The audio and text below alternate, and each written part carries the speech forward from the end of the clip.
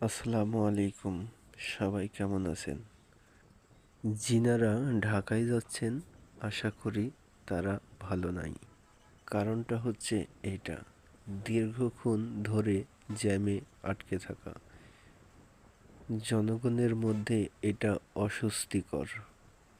তাই বলছি, যদি যমুনা সেতুটা একটু ওসার করা যেত তাহলে জনগণের এই ভোগান্তিটা কিছু আংশিক কমতো। সবাই স্বস্তিতে ঢাকায় যাওয়া আসা করতে পারতো ঈদের সময়। ঘন্টার পর ঘন্টা বসে থাকা লাগতো না এই যমুনা সেতু পার হওয়ার জন্য। আর তাদেরকে বলছি, যারা যারা এই জ্যামের শিকার হয়েছেন তারা কমেন্টে বলে যাবেন।